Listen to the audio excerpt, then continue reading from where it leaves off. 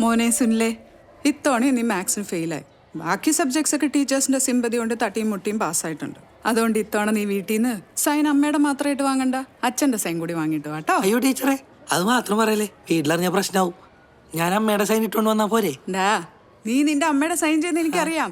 അതുകൊണ്ട് ഇത്തവണ അച്ഛന്റെ സൈൻ മതി. അയ്യോ ടീച്ചർ, ഞാൻ അതല്ല പറഞ്ഞു, അമ്മയുടെ സൈൻ ഇടിപ്പിക്കാന്നാ പറഞ്ഞു. സിഗ്നേച്ചർ അച്ഛന്റെ വാങ്ങിയിട്ട് നീ ക്ലാസ്സിൽ കയറിയാൽ മതി, കേട്ടോ സുനിലേ?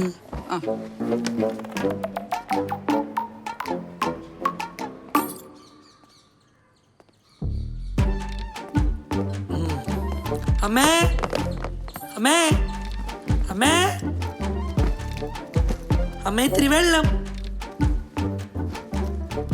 എന്താ വെള്ളം? ഇന്ന് വാവ കളിക്കാൻ പോയില്ലേ? ഇല്ല.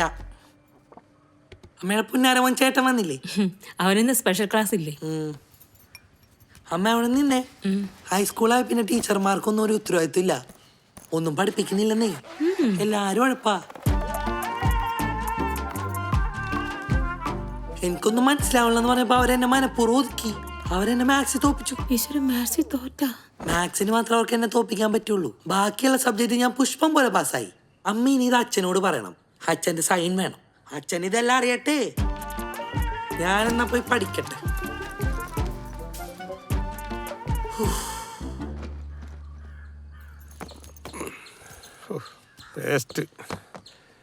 എൻ്റെ അടുത്തൊന്നും പറഞ്ഞാലും മനസ്സിലാവില്ല.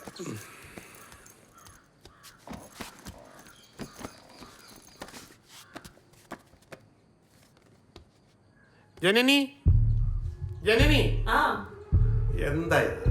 അതെ, ഇതെന്താ പ്രശ്നമെന്നറിയാമോ? വാവ മിസ്സും തമ്മിൽ എന്തോ പ്രശ്നം. ഈ മിസ്സ് പഠിപ്പിക്കുന്നത് അവിടുത്തെ കുട്ടികൾക്കൊന്നും മനസ്സിലാവണില്ല. അങ്ങനെ കുറെ കുട്ടികൾ എക്സാമിന് തോറ്റ്. അങ്ങനെ വാവ മിസ്സുമായിട്ടത് ചോദ്യം ചെയ്ത് പ്രശ്നമായി. അവരത് വലിയ വിഷയമായിട്ടെടുത്തു. കൊള്ളാം, നീ ഇതൊക്കെ അങ്ങ് വിശ്വസിച്ചോ? എല്ലാം വിശ്വസിച്ചല്ലേ? വാവ കുഞ്ഞല്ലേ, വാവ കള്ളത്തരൊന്നും കാണിക്കില്ലല്ലോ. ആ ഡോറിന്റെ പിന്നിൽ ഒട്ടി നിൽക്കാതെ ഇങ്ങോട്ട് ഇറങ്ങി വാ എന്റെ മോൻ സുനിലേ. ഞാൻ ഇനി എന്ത് ചെയ്യണം? നിന്റെ സ്കൂളിൽ വന്ന് ടീച്ചർമാരെ കണ്ട് മാപ്പ് പറയണോ? അയ്യോ അച്ഛാ, അതൊന്നും വേണ്ട. എന്റെ ക്ലാസ് നടന്ന കാര്യം ഞാൻ തന്നെ പഠിച്ചെടുത്തോളാം, അല്ലേ അമ്മേ? അത് തന്നെ. ഇനിയിപ്പോ സ്കൂളിൽ പോയി പ്രശ്നമൊന്നും ഉണ്ടാക്കണ്ട. വാവ നന്നായി പഠിച്ച് അടുത്ത എക്സാമിന് നല്ല മാർക്ക് വാങ്ങും, അല്ലേ വാവേ? അതെ അച്ഛാ, അച്ഛൻ്റെ ഒരു സൈൻ മതി. നമ്മുടെ വീട്ടിൽ അച്ഛനും ഇതൊക്കെ അറിഞ്ഞെന്ന് അവരൊക്കെ ഒന്ന് അറിയട്ടെ. എന്നാ എന്റെ മോൻ പോയി ഒരു പേന എടുത്തോണ്ട് വരും.